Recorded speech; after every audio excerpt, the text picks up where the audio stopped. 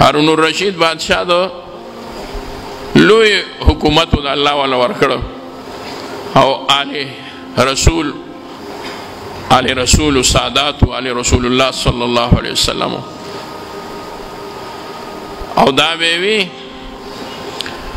چې کله به باران ونشو وریاضی برالی وریاضی بلاړی نو هارون الرشید بادشاہ به وی چې وریاضو چرته به ځئ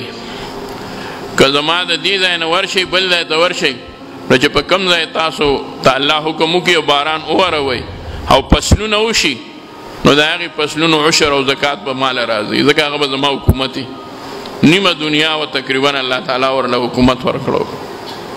خپله هم حافظ قرآن و یو ځل وله یو بابا بوډا بابا هغه ورله یو ماشوم راوستو ماشوم به په مشکله د 5 کالو عمر به پوره کېدو کم ولا بابا چې الګ سلی کوشو نو بابا نه هارون الرشید بادشاہ تپوس وکړ چې د ماشوم سره څه کوې وی دی مې ستا خواله راوستو ما وی چې نن درته یو نادره خبره وکړم یو ناشنا خبره ووینې وی چې څه وی چې زما دا انوسی چې دی نو دا د قرآن مجید حافظ دی هغه وی چې دا لا څنګه کېدی شي دی خو لا د څومره عمر یې دی وی د 4.5 کاله عمر دی دومره لږ عمر دا خو ته هسې وایه بابا که دې هسې پیسو ته اړولي نو ما ته ووایه که د انعام ته اړولي تاله به هم درکړم دله به هسې څه پیسې ورکړم خو داسې مه وایه قرآن مجید 13 سپارې ته څنګه یاد کړو هغه لوبې کوي په خبره نه پوهېږي چې ته ورته څه ووایې هغه تا ته وګوري کله ونه ګوري ماشوم چیړه شروع کړې وه بابا ورته وی دا ګده دا میدان خو ویې ګوره تپوس دې وکړه چې دی حافظ وي نو خو زما خبره صحیح شوه که دی حافظ نه وي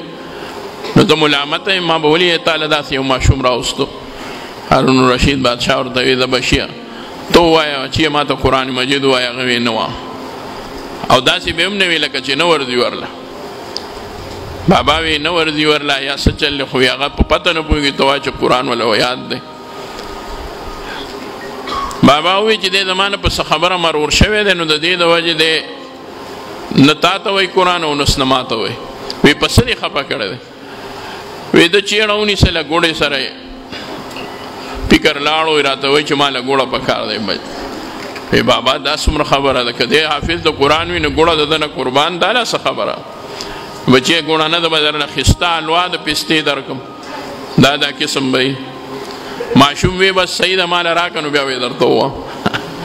هارون رشید بادشاه ورته وی ښه حکم یې وکړه ورشئ راړئ ورله خیر دی په ده باندې دا چې حلوا یې کېښوده نو ماشوم روغونته بابا ته مخ راواړو ورته وایه چې اوس ته تپوس وکړه چې کوم ځای تپوس کې هارون الرشید بادشاه خپل حافظ قرآن د 5 کالو دا ماشوم چې لا د 5 کالو نو پوره په 5 مشکلو ځایونو کې هارون الرشید بادشاه ته نه تپوسونه وکړل هغه به کله هغه حلوا خوړه او کله به هارون الرشید بادشاه ته آیتونه شروع کړل بیا به ورته بادشاه وی بس یې کوي بس نور مه وایه زه درته بل ځای وم 5 ځایونو کې هغه په یو ځای کې هم الحمدلله خطا نه شو هارون الرشید بادشاه وی دا زما په ژوند کې یو ناشنا واقعه راله چې د الله د کلام د قرآن مجید دومره ماشوم چې هغه لا په خپل خبر نه پوهېږي او ما د هغه د عمر په اندازه باندې د هغه نه تپوسونه د 5 ځایونو وکړل خو دغه د 5 کالو ماشوم چې لا پوره شوی هم نه دی دغې ته نه دی رسېدلی او په یو ځای کې خطا نه شو زه دومره پوه شوم چې دا د دې ماشوم یا د بوډا یا د بل چا کمال نه دی دا کمال د الله د کلام دی چې الله رب العزت دا کلام داسې ښایسته ښکلی په پوست انداز کې الله تعالی یو دومره ماشوم ته هم یادوي او داسې ورته یادوي چې هغه نور خبرې ورته نه دي یادې ټول قرآن ورته یاد دی دا د دې قرآن مجید هغه عجایب دي دا برکات دي دا انوارات دي تاسو وګورئ الحمدلله هر کور کې هر کلی کې هر محله کې تقریبا حافظان شو الله تعالی دې د دین هم سوا حافظان جوړ کړي چې دنیا کې داسې